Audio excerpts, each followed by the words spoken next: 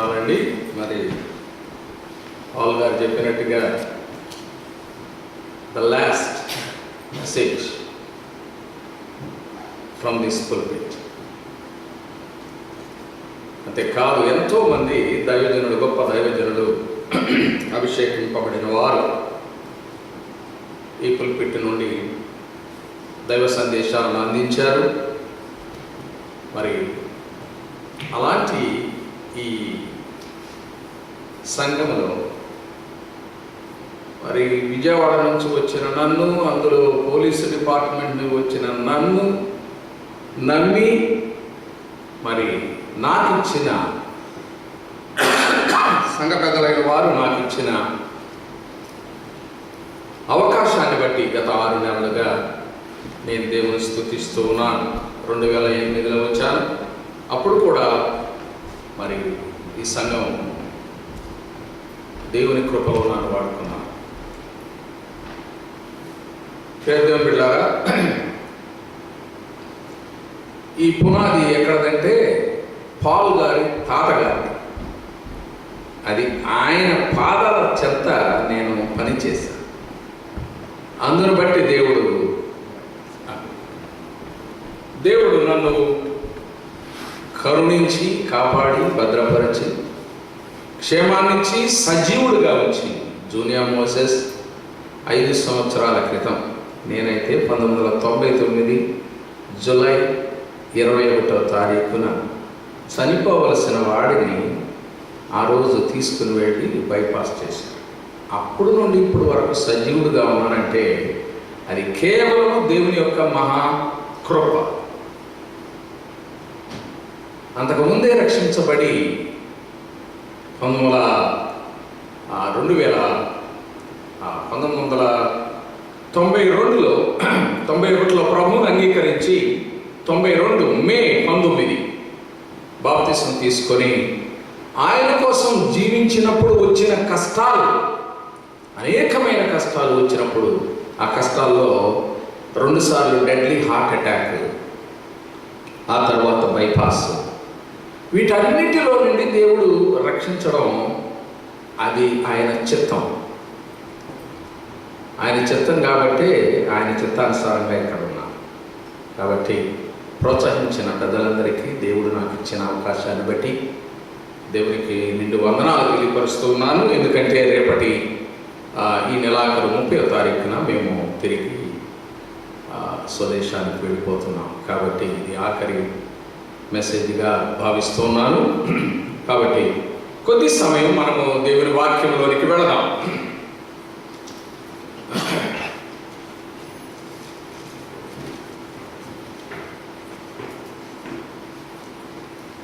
చదువుకున్న లేఖన భాగం 2వ తిమోతి పత్రిక 2వ అధ్యాయం 20 నుండి 26 వరకు ఉన్న భాగాన్ని మనం చదువుకున్నాం. దానిలో అందరూ కొంచెం చూడండి. గొప్ప ఇంటిలో వెండి పాత్రలు, బంగారు పాత్రలు మాత్రమే కాక కరవియు మంచివి కూడా ఉండును. వాటిలో కొన్ని ఘనతకును కొన్ని ఘనహీనతకును వినియోగింపబడింది. పౌలు గారు తిమోతి, తన ఆత్మీయ కుమారుడైన తిమోతికి రాస్తూ ఈ విషయం ఒకటే కాకుండా అనేకమైన విషయాలు ఆయన రాశాడు. వాటిని మనం ధ్యానం చేయబోతున్నాం. కొన్నిటిని ఆయన వెంటాడమన్నాడు, కొన్నిటికి దూరంగా ఉండమన్నాడు, కొన్నిటిని విడిచి పారిపోమన్నాడు, కొన్నిటిని సంపాదించుకోమన్నాడు. సంపాదించుకున్నట్టు ప్రయాసపడును అన్నాడు. అంతేకాదు, మంచి పునాది వేసుకొనుము అన్నాడు. తరువాత నమ్మకం ఉంచుము అన్నాడు, సేవ చేయుము అన్నాడు, ప్రకటించు. కాబట్టి ఇవన్నీ ఆయనకే కాదు, సంఘాలకు తెలియపరుస్తూ తన ఆత్మీయ కుమారుడి ద్వారా సంఘాలకు తెలియపరుస్తూ ఉన్నాడు. మనము ఏమి చేయాలి, దేవుని బిడ్డలుగా మనం ఏమి చేయాలి అనేది ఆయనకు రాశాడు, తెస్సలోనికయ సంఘానికి రాశాడు, తీతుకు కూడా రాశాడు. సంఘాలను బలపరచుట ఆయన ఉద్దేశం, విశ్వాసాలను బలపరచుట ఆయన ఉద్దేశం. అవిశ్వాసులుగా ఉన్నవారు రక్షణలోనికి రావడం ఆయన ఉద్దేశం. 4వ అధ్యాయము 2వ వచనాన్ని నేను చదువుతున్నాను. అదే భాగంలో 4వ అధ్యాయం 2వ వచనంలో, సమయమందును అసమయమందును ప్రయాసపడు. ఒక దేశంలో అప్పుడు మనందరికీ తెలుసు, సువార్త అంటే ఒప్పుకునేవారు కాదు. ఒక భక్తుడు సువార్త చెప్తూ ఉన్నాడట. చెప్తూ ఉంటే ఆయన పిలిచి అన్నారట, అయ్యా నువ్వు ఏంటి సువార్త సువార్త సువార్త అని ఒకటే చెప్తున్నావు, చెప్పకూడదు అన్నారట. ఇదేంటయ్యా, మరి యేసయ్య చేసింది అదే పని, నేను చేసేది కూడా అదే పని కదా, అబ్బే అది అంత కాదు అన్నారట. అంటే సరేనయ్యా, నేను 2 సార్లే ప్రకటిస్తానులేండి, ప్రతిరోజు ప్రకటించను, 2 రోజులే ప్రకటిస్తాను. వాళ్ళు అనుకున్నాడు చాలా సంతోషం, క్రిస్మస్కి న్యూ ఇయర్కే ప్రకటిస్తాడు ఈయన, మిగతా రోజుల్లో ప్రకటించడం, చాలా సంతోషం. సరే ఆ 2 రోజులు ఎప్పుడయ్యా కొంచెం చెప్పమన్నారట. ఈ వచనం చదివాడట. ఏముంది అక్కడ? సమయమందును అసమయమందు. అంటే నేను ఎప్పుడు చెప్తూనే ఉంటానని చెప్పకనే చెప్పాను. కాబట్టి దేవుని బిడ్డలారా, మనం జీవించినంత కాలము, ఈ ఊపిరి ఉన్నంత వరకు ఆయన పరిచర్యలో మనం ఉండాలి. క్రైస్తవునిగా ఆ పరిచర్యలో లేకపోతే నీవు క్రైస్తవుడు కాదు.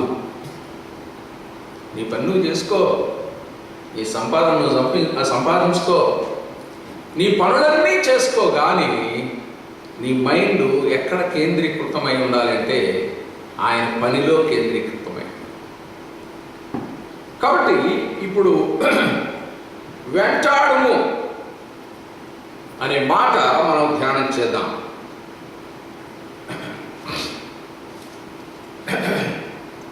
22వ వచనం, 2:22 చదువుతాను నేను. దయచేసి అందరూ బైబిల్ ఉన్నవారు మీరు చూడాలండి. అది ఏ వర్షన్ అయినా కానీ బైబిల్ చూడడం అది చాలా శ్రేష్టం. నీవు యవనేచ్ఛల నుండి పారిపోము, పవిత్ర హృదయులై ప్రభువునకు ప్రార్థన చేయవారితో కూడా నీతిని, విశ్వాసమును, ప్రేమను, సమాధానమును వెంటాడు. ఈ లోకస్తులు వెంటాడేది వేరు, మనకు వాక్యంలో చెప్పబడినది మనం వెంటాడవలసింది వేరు.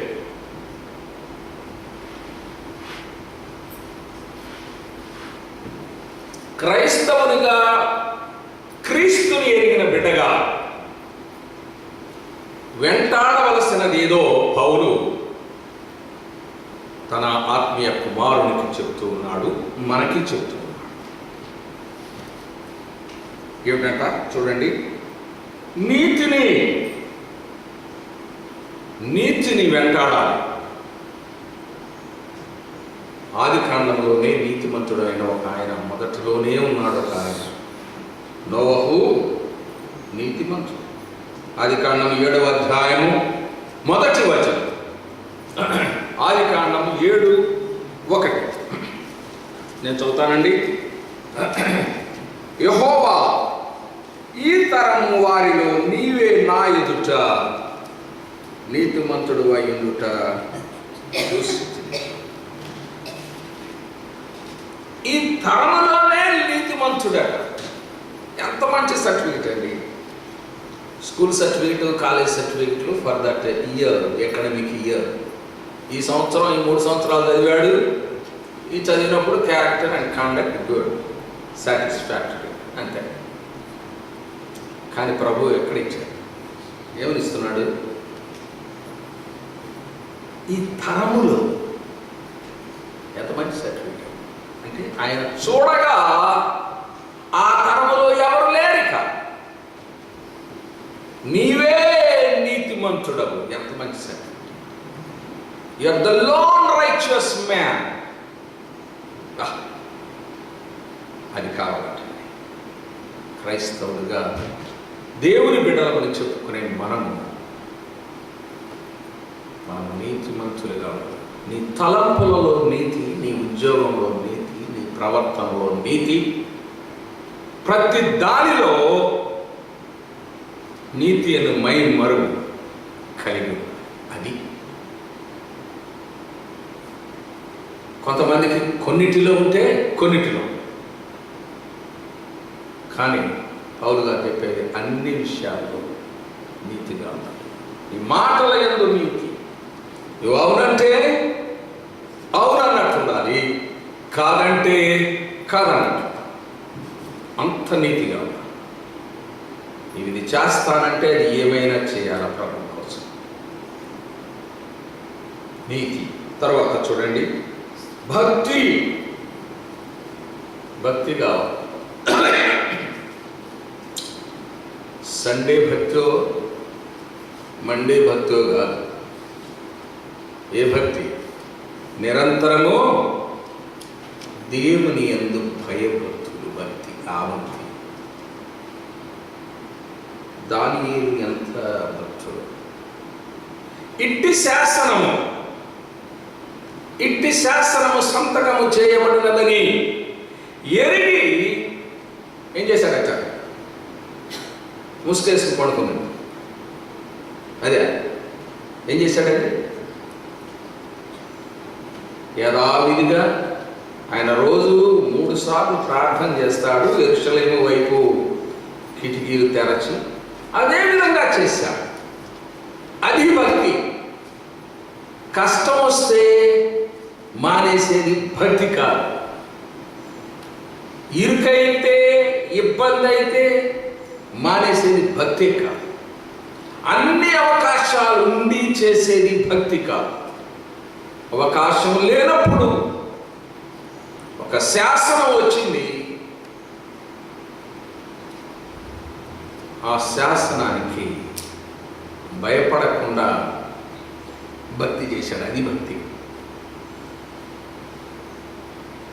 ఇంకేం చెప్తున్నాడు? విశ్వాసం ఉండాలట. విశ్వాసంలో ఎవరో చెప్పండి ఒక్క మాట, మీకు గుర్తున్న వాళ్ళు. Very good. అబ్రహాం విశ్వాసం. లేచి వెళ్ళండి, వెళ్ళవయా నేను చూపించు దేశమునకు అంటే లేచి వెళ్ళిపోయాడు. 12:1 ఉంటుంది. ఆ 4 వచనాలు చదివితే ఉంటుంది. మనమైతే ఇమ్మీడియట్గా ఒక ప్రశ్న, ఎక్కడికయ్యా? ఏ ఊరు? నార్త్ క్యారోలినా, హూస్టనా, హాస్టనా, ఏ పేర్లు ఉన్నాయి కదా, అక్కడికి వెళ్ళమంటావా? ఇంకెక్కడికి వెళ్ళమంటావు? మంచి ప్రాంతానికి, అక్కడికైనా? నో, క్యానిమల్స్ ఉండే ఆఫ్రికా దేశంలోనికి నేను తీసుకున్నాడు. అయ్యా నీకు నమస్కారం. ఏమంటావు? అయ్యా నీకు నమస్కారం. సర్లే, చచ్చిపోతే ఎడవ చోటకు పోతాలేండి, నేను వచ్చాను. అయిపోయింది మొత్తం. భక్తి అంతా ఏమైపోయింది? బుగ్గిపాలు అయిపోయింది. అబ్రహాం అలాగా వెళ్ళమంటే లేచిపోయాడు. అది విశ్వాసం. ఒక్క వచనాన్ని మనం చూద్దాం. హెబ్రీయులకు రాసిన పత్రిక 11వ అధ్యాయం 9వ వచనాన్ని నేను చదువుతానండి. 11:9. విశ్వాసమును బట్టి అతడును అతనితో ఆ వాగ్దానమునకు సమాన వారసులైన ఇస్సాకు, యాకోబు అనువారులు గుడారములలో నివసించుచు అన్య దేశములలో ఉన్నట్టుగా వాగ్దాన దేశములో ఉన్నారట. అది వారి యొక్క విశ్వాసం. అబ్రహాము దేవుని నమ్మెను, అందుచేత అది అతనికి నీతిగా ఎంచబడింది. ఎంత నీతి, ఎంత విశ్వాసం, ఎంత భక్తి! ఆ యాత్ర ఎక్కడ, ఆ యాత్రలో ఎక్కడ ఇళ్ళు కట్టుకుని ఉండలా, గుడార నివాసి, వెరీ సింపుల్ లివింగ్. ఎందుకంటే వాగ్దాన భూమికి వెళ్ళాలి. విశ్వాసము, ఆ తర్వాత చూడండి ప్రేమను కలిగి ఉండాలి అని తిమోతికి చెప్తున్నాడు. ప్రేమ కలిగి ఉండాలి. మన యేసయ్యకు మించిన ప్రేమ గల వారెవ్వరునూ ఈ లోకంలో ఎవరు లేరండి. యోహాను 3:16 అది ఆయన ప్రేమ. యోహాను సువార్త 3:16 ఆయన ప్రేమ. ప్రేమామూర్తి అయిన ప్రభు ప్రాణము పెట్టునంతగా మనలను ప్రేమించెను. ప్రాణము పెట్టునంత. ఎవరు ఎవరి కోసం ప్రాణం పెట్టరు. ఎంత ప్రేమించినా ప్రాణం పెట్టరు. కానీ ఈ లోకము ప్రాణము పెట్టిన ప్రభు మన ప్రభు. ఆయనే మనలను ప్రేమించెను కనుక మన కోసము తన ప్రాణము. ఎంత ప్రేమించిన వారైనా చూడండి, లోకంలో ప్రాణం పెట్టరు. పెడతారా? ఎవరికైనా ఉరిశిక్ష చేశారనుకోండి, అయ్యా వాడి బదులు నేను వెళ్తానని అనగలను? సొంత తండ్రి కుమారుడి గురించి అనగలడా? అది యేసయ్య ప్రేమ. ఈ లోకమంతటి కొరకు ఆయన ప్రేమ చూపించి ప్రాణం పెట్టే అంతవరకు ఆయన మనలను ప్రేమించారు. ఆ తరువాత ఇంకేమంటున్నాడు? ఓర్పు. ఎవరికిందో చెప్పండి ఈ ఓర్పు? శ్రమలలో ఓర్పు. పాత నిబంధన గ్రంథంలో ఒక ఆయన ఉన్నాడు. Very good. నూతన నిబంధన గ్రంథంలో ఒక ఆయన ఉన్నాడు. Very good. వెరీ గుడ్ నాన్న. God bless you. ఎంతో ఒక్క రోజులో ఉన్నదంతా పోయి 10 మంది పిల్లల ఇంటి ముందు శవాలైంటే ఏమన్నాడట? ఒక మంచి మాట చూడండి.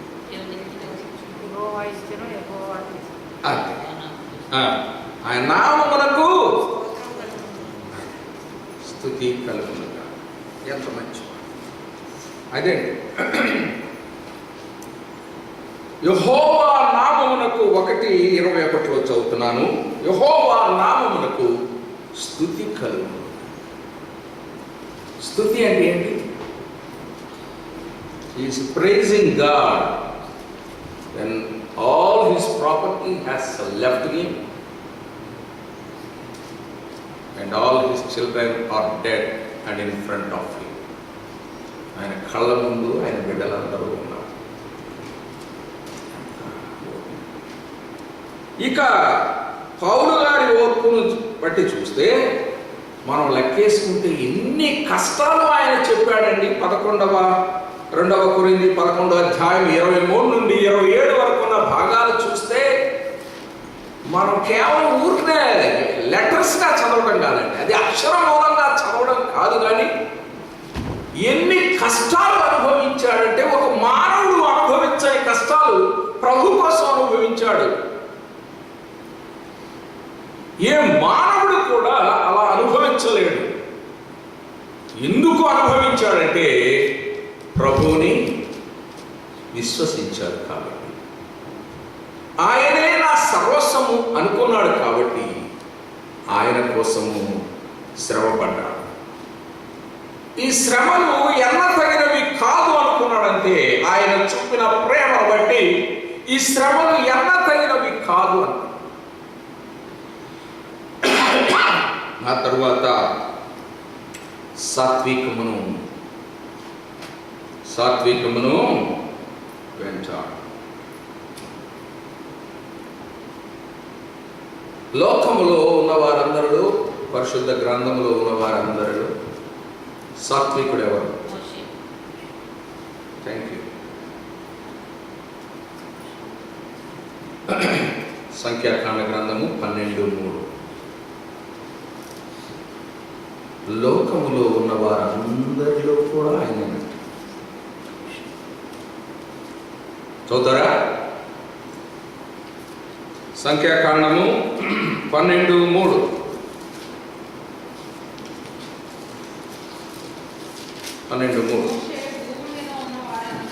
అది చాలు.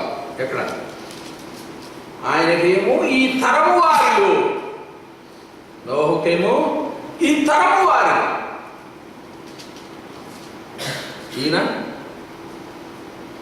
ఈయనంట ఒక దేశంలో ఒక తరము వారి. అప్పుడున్న దేశాలు ఎన్నో ఉన్నాయో లేవు, కానీ భూమి మీద ఉన్న వారందరిలో సాత్వికుడు. ఇలాంటి క్వాలిటీస్ని మనం కలిగి ఉండాలి, వాటిని వెంటాడము. ఈ లోకంలో ఎంతోమంది వేటి కోసమో వెంటాడతారు కదండి. నేను ఈ లోకంలో ఉన్నప్పుడు వేటేటి కోసం ఉద్యోగం చేసేటప్పుడు వేటేటి కోసమో వెంటాడు, కానీ అవన్నీ నిష్ప్రయోజనమని గ్రహించి ప్రభువును అంగీకరించిన తరువాత వాటన్నిటినీ దేనితో సమానంగా చూశానంటే పౌలు గారు చెప్పాడు అన్నమాట, దానితో సమానంగా ఎంచుకున్నానంతే.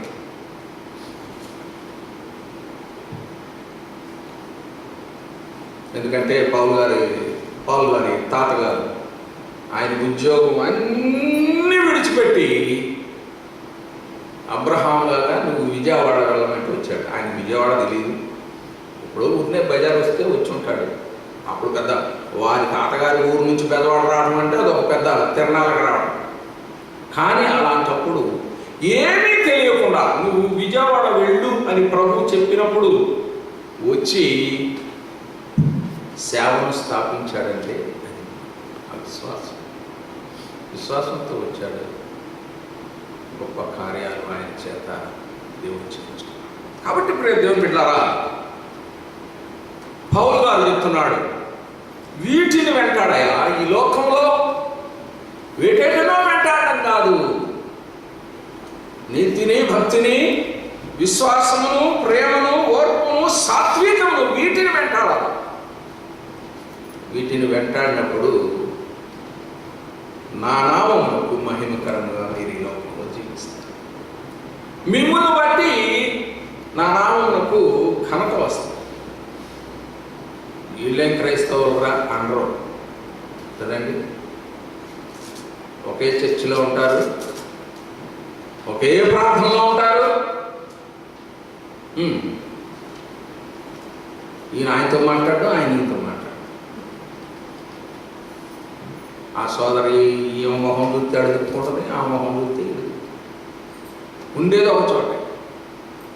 In the holy sanctuary they live. They spend time in worshiping God, but their hearts are far away.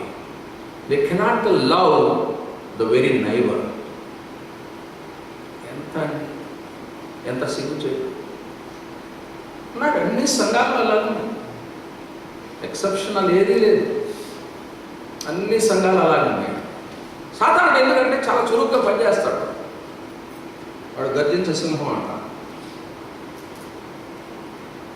అనైక్యత పెడతాడు, ప్రేమహీనత. కాబట్టి తరువాత చెప్తున్నాడు, మొదటి తెస్సలోనికయ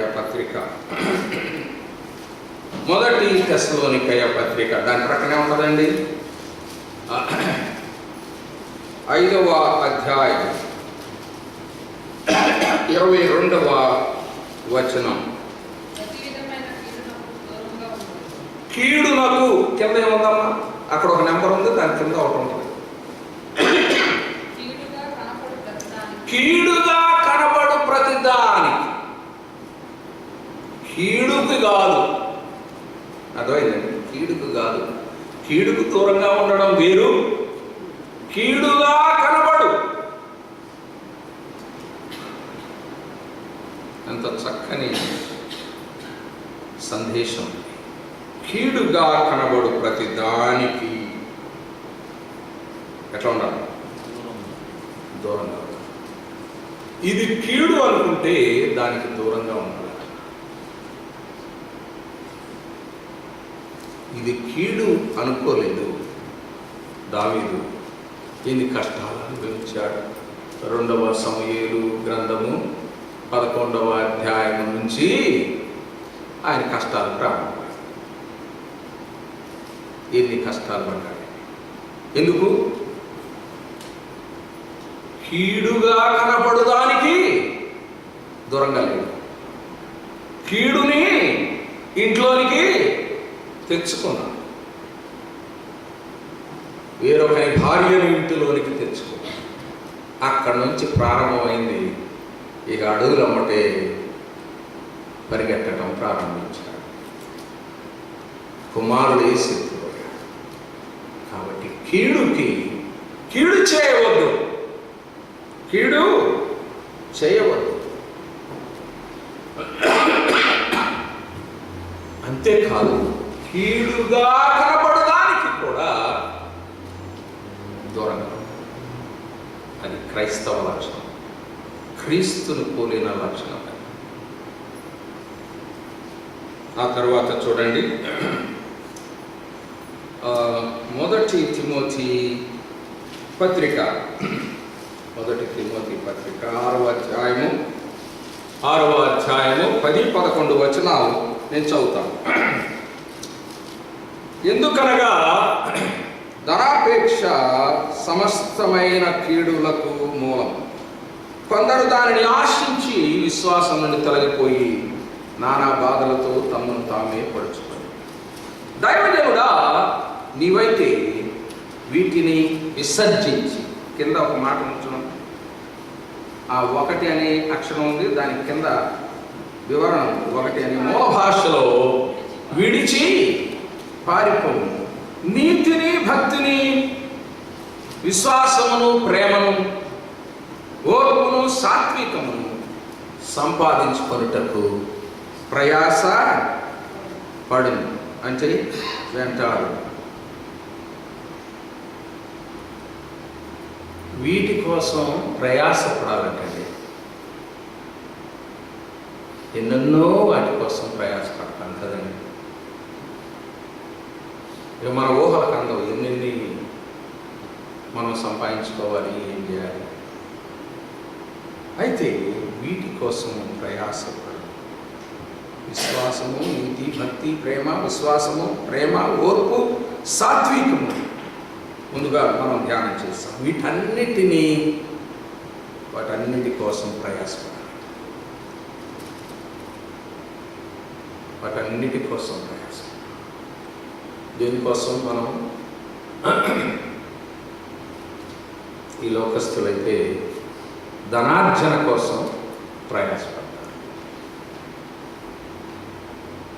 10 కోట్లు ఉన్నవాడికి ఇప్పుడు చూడండి, భారతదేశంలో చదువుతున్నా, ఈనాడు పేపర్ చదువుతున్నారా? మీరు కంప్యూటర్లో చదువుతున్నారా?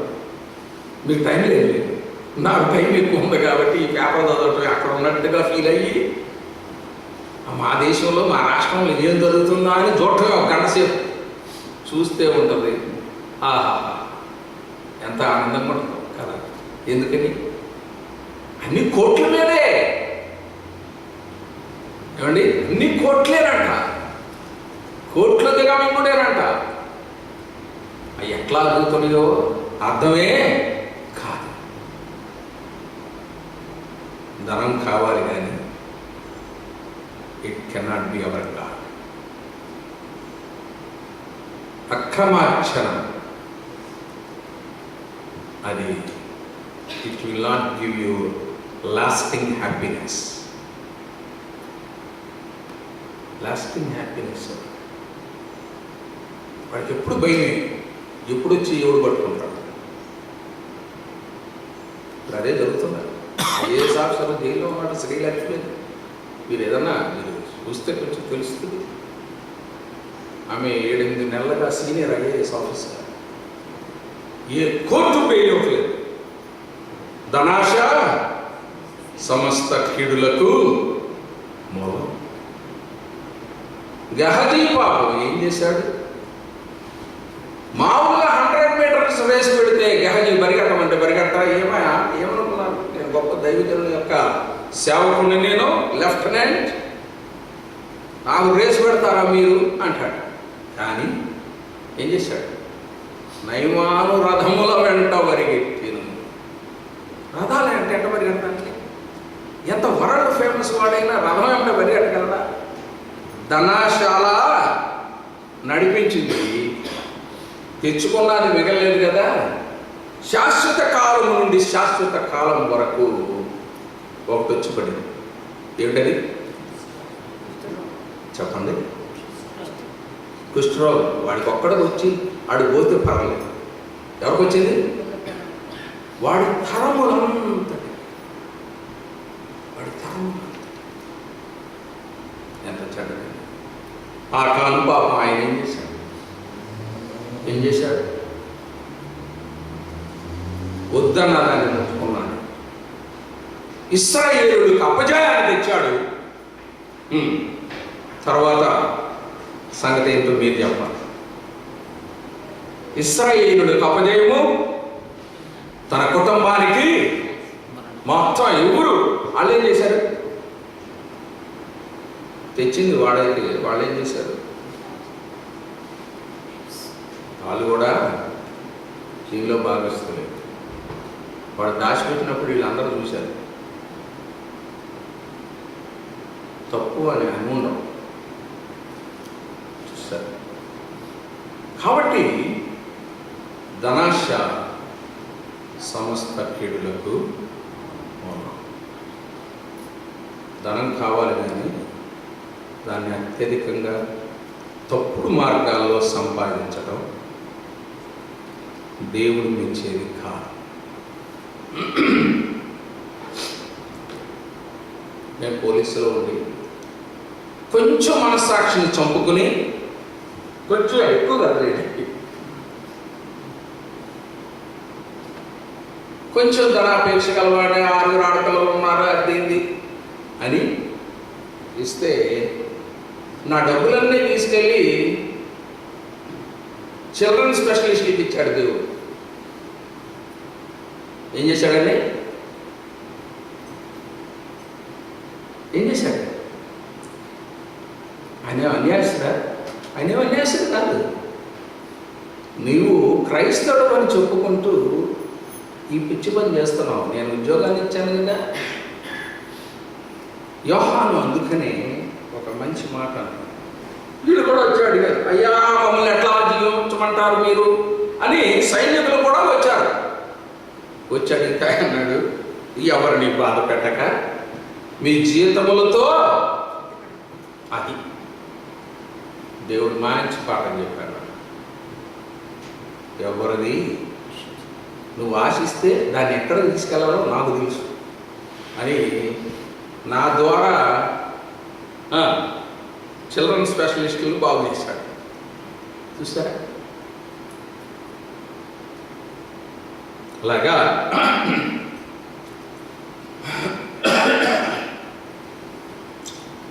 బిలాము అతను కూడా డబ్బును ఆశించాడు. ఆ తర్వాత చూడండి, పౌలు గారి అంటున్నాడు ఒక మాట, 2వ తిమోతి పత్రిక 4వ అధ్యాయంలో 9వ 10వ వచనంలో, దేమ ఇహలోకమును స్నేహించి నన్ను విడచి తెస్సలోనికైకు వెళ్ళి. ఏం చేశాడట? ఏం చేశాడు? దేమ చేసిన పని ఇహలోకమును స్నేహించాడు. ఇహలోకముతో స్నేహము అంటే ధనాశతో. పౌరు గారితో ఉంటే రోజు అటు తిరుగుడు ఇటు తిరుగుడు, ఈ వాడెప్పుడు ఆ వాడ దిగుడు, ఈ అరణ్యాల్లో పోవుడు, ఇదే పనిలా ఉన్నది. సువార్త సువార్త సువార్త అంటారు. ఇది తప్పితే ఏం లేదు ఈయనకి.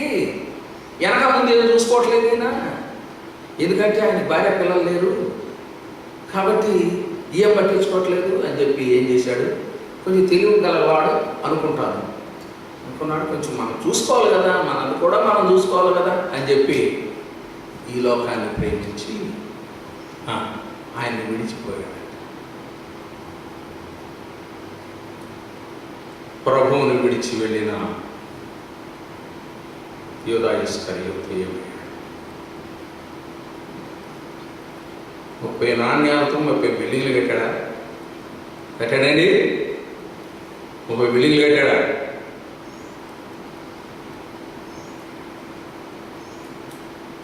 తన ప్రాణాన్ని పోగొట్టుకున్నాడు. దేమా కూడా అదే చేశాడు. నన్ను విడిచి వెళ్ళాడు, సేవ విడిచి వెళ్ళాడు, దేవుని విడిచి వెళ్ళాడు. ప్రయత్నం అన్ని మంచి మాటలు పౌలు గారు చెప్తున్నాడు. ఆ తర్వాత చూడండి,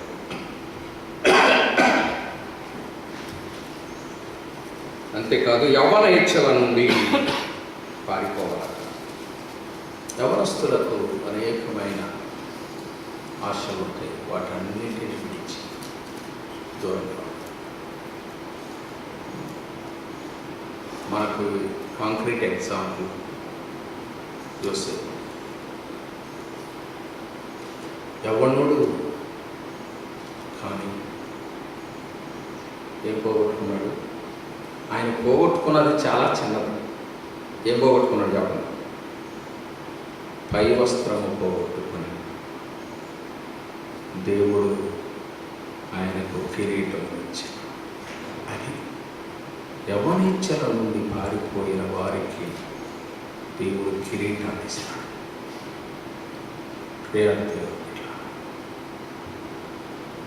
పౌలు గారు చెప్తున్న మాటలు ఎంత గంభీరమైన మాట.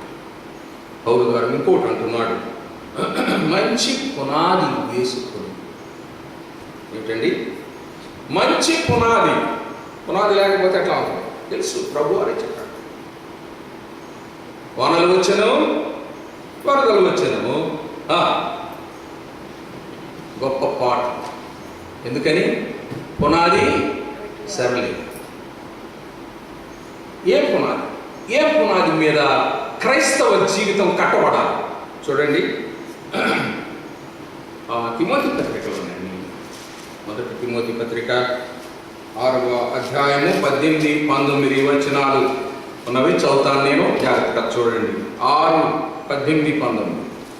వారు వాస్తవకమైన జీవన సంపాదించుకున్న నిత్యము రాబో కాలమునకు మంచి పునాది వేసుకొనుచు మేలు చేయువారును సక్రియలను ధనము కలవారు.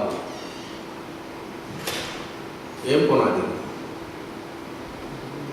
మేలు సక్రియలను ధనము, ఔదార్యము కలవారు, తమ ధనములో ఇతరులకు పాలించువారు.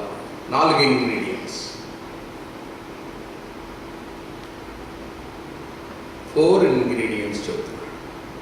1 ఇనుము, 1 ఇసుక, 1 సిమెంటు, ఇంకొకటి నీరు కావాలి కదండి. మరి కట్టాలంటే నీరు కావాలి, ఇటుకలు.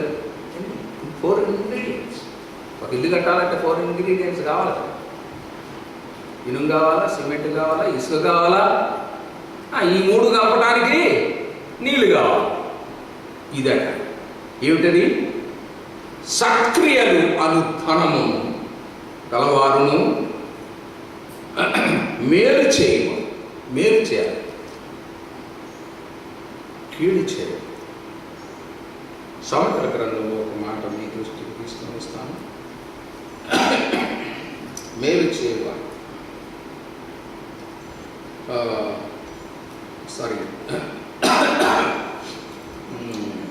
34 కీర్తన గ్రంథం 34:14 చదవండి. 34:14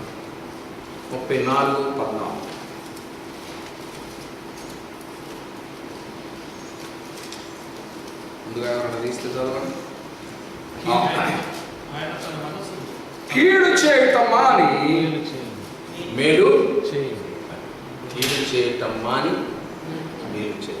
ఐజయా 1:16 చూడండి. యెషయా 1:16.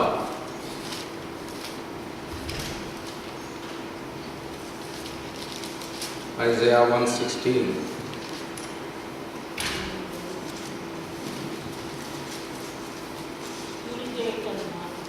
కీడు చేయుట మానుడి, మేలు చేయుట.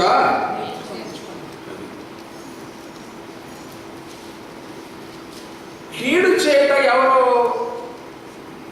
చెప్పాల్సిన పని లేదు, దానికి ఒక టీచింగ్ అక్కర్లేదు కదా. టీచింగ్ కావాలా? దానికి కావాలా స్కూల్ ఉందా? స్కూల్ పెట్టక్కర్లేదు. కీడు చేయడానికి స్కూల్ పెట్టాల్సిన పని లేదు. ఎందుకంటే ఆది దంపతుల పిల్లలే మనకి. కయ్యూని ఎవరు చెప్పారు? ఏ కాన్వెంట్కి పోయాడు? తమ్ముడిని మర్డర్ చేయమని. నేను కాన్వెంట్కి పోయాడా? ఇప్పుడు జరిగే మర్డర్లన్నీ కాన్వెంట్లకు పోతే నేర్పుతున్నారా? స్వభావ సిద్ధంగా వచ్చేది. కీడు చేయటం మాను, మేలు చేయటం నేర్చుకో. క్రైస్తవునిగా నీకు మేలు చేత కాకపోతే ఊరుకో, కీడు మాత్రం చేయి. కీడు మాత్రం చేయి. ఎంత మంచి సందేశాన్ని పౌలు తిమోతికి ఇస్తున్నాడు.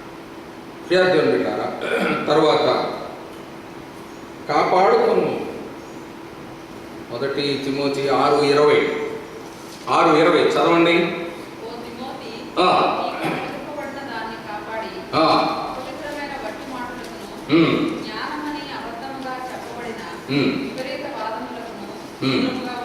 కాపాడుకో. దేన్ని కాపాడుకోవాలా? మనం రక్షణను పొందాం. మనకు దేవుడు ఉచితంగా ఇచ్చిన రక్షణ, దాన్ని కాపాడుకోవాలి. 10 రూపాయలు జేబులో ఉంటే ఎన్నిసార్లు దడుగుతాం? ఊరినే చెప్తున్నానండి మాట.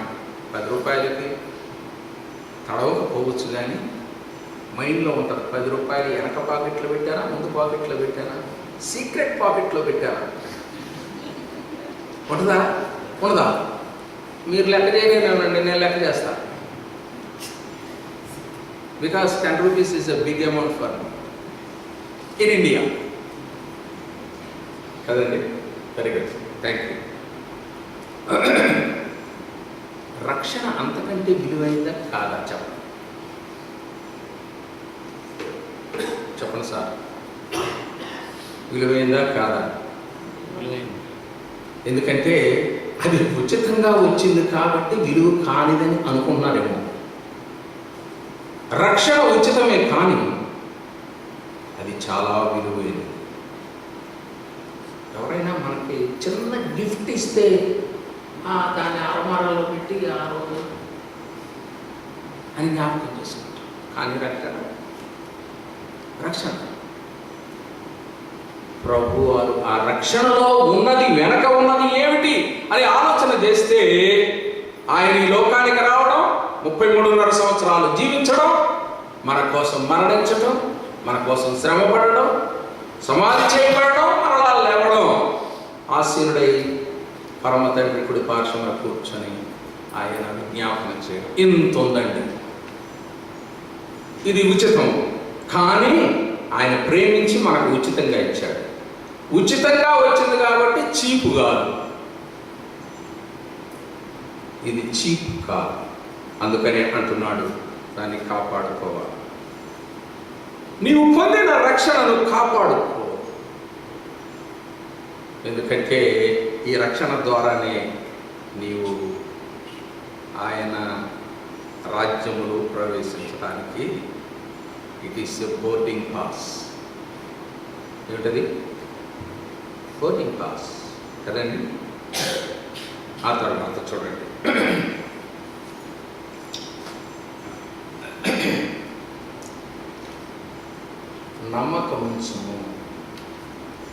నమ్మకముంచుకొనకుము. 1 తిమోతి 6:17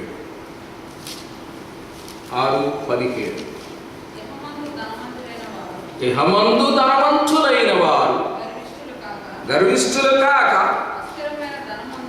అస్థిరమైన ధనమునందు నమ్మిక ఉంచక సుఖముగా అనుభవించుటకును సమస్తమును మనకు ధారాళముగా దయచేసిన అది దేని యందు నమ్మిక ఉంచాలనండి? దేవుని యందు. ఎందుకు?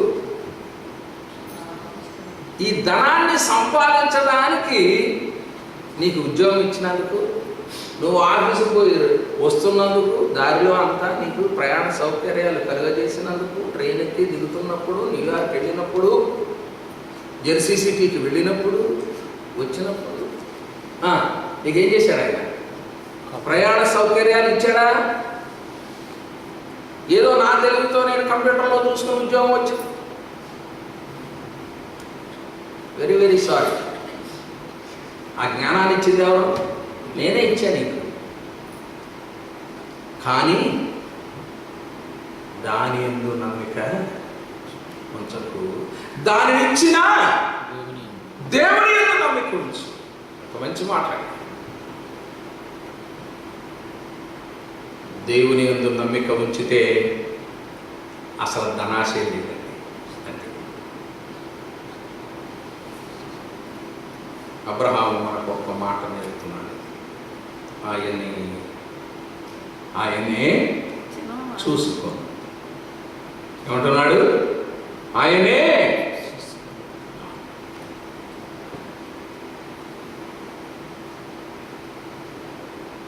ఇచ్చిన ఆయన యందు విశ్వాసం ఉంచు, వచ్చిన దాని యందు విశ్వాసం ఉంచు. నీకు ఇచ్చింది ఎవరు? నాకు ఇచ్చింది ఎవరు? నేను 35 ఏళ్ళు, నాకు ఇచ్చింది ఎవరు? ఆయనే. ఆయనే ఇచ్చాడు. నేను వచ్చిన దాని యందు, ప్రభువు నమ్ముకున్నాక దాని యందు అస్సలు లీస్ట్ దాని మీద రెస్పెక్టే లేదు. ధనం మీద రెస్పెక్టే లేదు నాకు. ఇప్పటికీ అప్పటికి ప్రభు ఇచ్చాడు, ఆ తర్వాత ఆయన ఇస్తాడు. నా అవసరతలన్నీ ఆయనకు తెలుసు.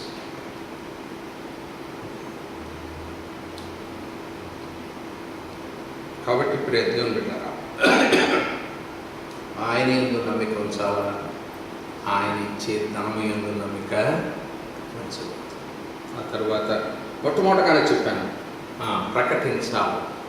క్రైస్తవులు ప్రకటించాలి, క్రీస్తును ప్రకటించాలి. ఆయన ప్రకటించకపోతే ఆయన ఏమంటాడంటే, ఎవరు ఆయన? ఎవరు నువ్వు? ప్రభువా, మేము అప్పుడు ఆ రోజు నాకు చేయలేదు, నేను అంతా పరిచర్య చేసినంత రావే సంఘంలో నీకు తెలియదు అయ్యా. ఏదో నాది, ఎవరో నాకు తెలియదు. ఎవరు అయ్యా? వాకింగ్ చెప్తాను, డేట్లతో సహా చెప్పు. ఆయన ఏమంటాడు? నాకు తెలియదు.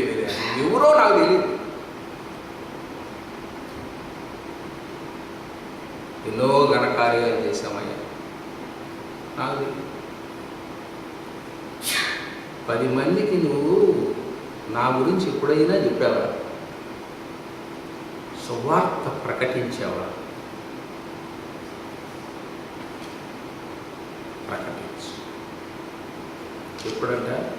సమయమందును అసమయమందును సువార్తను ప్రకటించు. అది మనకి, మన జీవితాలకి, మన కుటుంబాలకి. కాబట్టి ప్రియ దేవుని బిడ్డలారా, తిమోతి చెప్పిన ఈ మాటలన్నిటిని బట్టి మనం ఎంకరేజ్ చేయాలి. అది తిమోతి ద్వారా ఈ ప్రపంచానికి దేవుడు తెలియజేశారు. కాబట్టి మనం వెంటాడాల్సిన వాటిని వెంటాడాలా, విసర్జించవలసిన వాటిని విసర్జించాలి, కాపాడుకోవలసిన వాటిని కాపాడుకోవాలి, దూరంగా ఉంచవలసిన వాటిని దూరంగా ఉంచి పారిపోవాలి. ఇంకేం చేయాలండి? నమ్మకం వేటి మీద ఉంచాలో వాటి మీద నమ్మకం ఉంచాలి. వేటి మీద నమ్మకం ఉంచకూడదు, వాటి మీద నమ్మకం ఉంచాలి.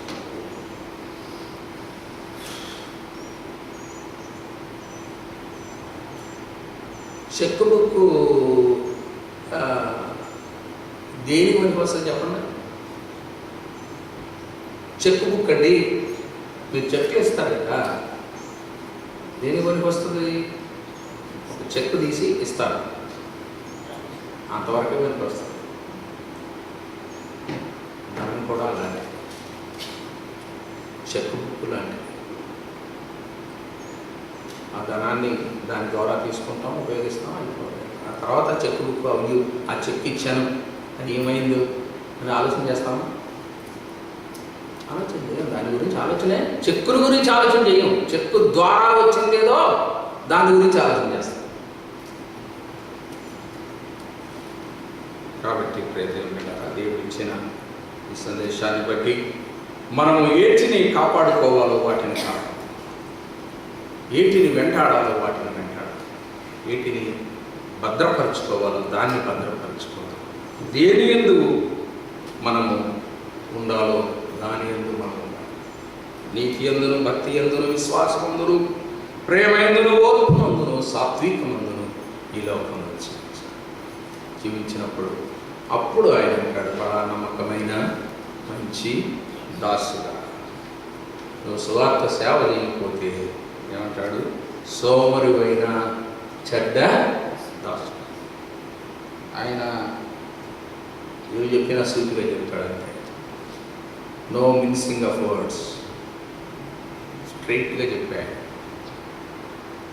కాబట్టి దేవుని బిడ్డలారా, ఈ వాక్యాలను బట్టి మీరు ఎంకరేజ్ చేయబడి ఏదైనా మనలో లోటుపాటు ఉంటే వాటిని సరిదిద్దుకొని దేవుని యొక్క సన్నిధిలో మనం ముందుకు సాగి వెళదాం. అనేకులకు మేలుకరంగా మేలు చేయుట, కీడు చేయటం అని మేలు చేయటం నేర్చుకోవాలి. మనం మేలంటే అది కొట్టేదాన్నో లేకపోతే తిట్టేయటం ఇది కాదండి. నేనేం ఎవరిని పట్టట్లేదు కదండి, ఎవరిని తిట్టట్లేదు కదండి. దానికంటే మోస్ట్ డేంజరస్ ఇంకోటి ఉన్నది, back biting is the deadliest one. Back biting.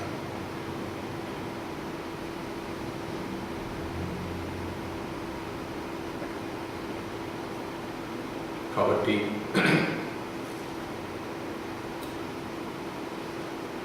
వీటన్నిటిని బట్టి మనం జాగ్రత్తగా ఉండి మనం ఒకరికొకరు దేవుని పిల్లల వలె ఈ లోకంలో జీవించి మరి ఆయన బిడ్డలు అనిపించుకునే